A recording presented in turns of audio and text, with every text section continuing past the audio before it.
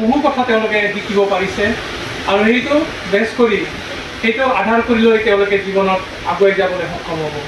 মই এইটোৱে আশা কৰোঁ প্ৰতিজন ছাত্ৰ ছাত্ৰী নিশ্চয় প্ৰতিভা আছে আৰু এই প্ৰতিভা বিকশিত কৰিবলৈ আমাৰ একতা অনুষ্ঠান লাগে, মঞ্চ লাগে আৰু এই মঞ্চটো নিশ্চয় অৰুণনাথ ফাউণ্ডেশ্যনে ছাত্ৰ ছাত্ৰীসকলক দিবলৈ সক্ষম হৈছে।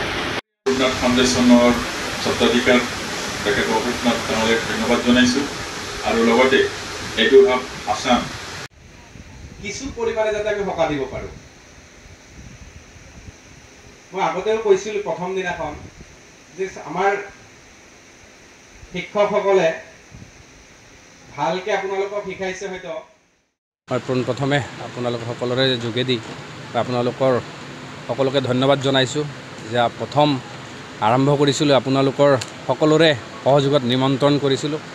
এতিয়ালৈকে আমাৰ 1100 ৰেজিষ্ট্ৰেশ্যন হৈছে ছাত্ৰ ছাত্ৰীসকলৰ আৰু 2 এদিন আমাৰ গৰম পৰিছে, আজি অলপ কিছু ছাত্ৰ কম হৈছে। আজি আমাৰ সামৰণি দিন, অহাকাইলৈ আমাৰ মক টেষ্ট আছে। আজি সঁচাকৈ খুব সুন্দৰভাৱে এই 12 দিন একচুৱেলি 12 দিন হ'ল আমাৰ, অহাকালিলৈকে 12 দিন সুন্দৰভাৱে অতিবাহিত হৈছে। আমাৰ শিক্ষাৰ্থীসকলে আমাৰ ফেকাল্টিসকলৰ লগত তেওঁলোকৰ মনত যি কুৱেশ্যন আছিলে সেইবিলাক তেওঁলোকে কৰিছে। কৰাৰ পিছত তেওঁলোকে যি আমাৰ শিকিব লগা আছিলে, একচুৱেলি আপোনালোকে জানে 10-15 দিনত আমাৰ এইবিলাক কোচিং একোৱেই নহয়, কিন্তু আমি এটা ক্ষুদ্ৰ প্ৰয়াস কৰিছিলোঁ। সেই প্ৰয়াসত সুন্দৰ সঁহাৰি পাইছোঁ। বিজনীবাসী তথা বিভিন্ন অঞ্চলৰ বিভিন্নজনৰ আমি সঁহাৰি পাইছোঁ। আজি আমাৰ এখন অপেন ছেশ্যন আছিলে। অপেন ছেশ্যন আমাৰ বিজনী অঞ্চলৰ বিভিন্ন ডক্টৰ, আমাৰ অধ্যাপক, প্ৰিন্সিপালসকল, সমাজকৰ্মীসকল, সংগঠনৰ নেতৃসকল, সংবাদকৰ্মীসকল বা বিভিন্ন সমাজৰ আমাৰ গুৰুজনসকল আহিছিলে। তেওঁলোকে আমাক মাৰ্গদৰ্শন দিছে, ছাত্ৰ ছাত্ৰীসকলৰ উদ্দেশ্যে মাৰ্গদৰ্শন দিছে।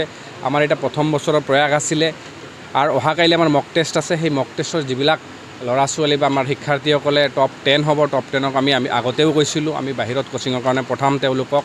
আৰু আপোনালোকক আকৌ এবাৰ মই আপোনালোকক জনাব বিচাৰিছোঁ যে আপোনালোকৰ সহযোগত, সকলোৰে সহযোগত এইটো আমি এবাৰ প্ৰথম বছৰ আমি এইটো কণ্টিনিউ কৰিব বিচাৰিম। যদি ঈশ্বৰে সকলোকে ভালে ৰাখে, আমাৰ টিমটোক যদি ভালে ৰাখে, আমি অহাবাৰ এইটো আকৌ কৰিবলৈ বিচাৰিম। কিন্তু এটা আমি খালি কোচিং দি থাকিলে নহ'ব। মই প্ৰথম দিনাখন আপোনালোকক কৈছিলোঁ মোৰ উদ্দেশ্যটো হ'ল বা মোৰ টিমৰ উদ্দেশ্যটো হ'ল যে আমি সমাজক এটা কিবা কৰা। ইয়াৰ পৰা যে যিমান ল'ৰা ছোৱালী আমাৰ কৰিছে, প্ৰশিক্ষণ লৈছে, তেওঁলোকৰ পৰা যদি কিঞ্চিত পৰিমাণে যদি আমাৰ যি আমি কৈছিলোঁ আমাৰ শ্ৰদ্ধাৰ মুখ্যমন্ত্ৰী ডাঙৰীয়াৰ যি সপোন যে এতিয়া যোনে ইণ্টাৰভিউত আপোনালোকে ভালকৈ পাছ কৰিব তেওঁলোকে চাকৰি পাব, সেই চাকৰি পোৱাৰ যি তেওঁৰ সপোনত যদি আমি হ'ব পাৰোঁ, এই প্ৰশিক্ষণৰ পৰা যদি কিছু ল'ৰা ছোৱালী চাকৰি পায়, তেতিয়াখন যিটো আত্মসন্তুষ্টি পাম, সেইটোৰ কাৰণে আমি ইমান দিন কষ্ট কৰিলোঁ বা আপোনালোকেও যে কষ্ট কৰিলে সেইটোৱে। কিন্তু যে যিদিনাখন গম পাম ৰিজাল্টত যে বিজনী অঞ্চলৰ বহুত ল'ৰা ছোৱালীয়ে চাকৰি পাইছে, সেইদিনাখন যে আমাৰ এই প্ৰশিক্ষণৰ হেৰিটো সাৰ্থক হ'ব বুলি ভাবিছোঁ।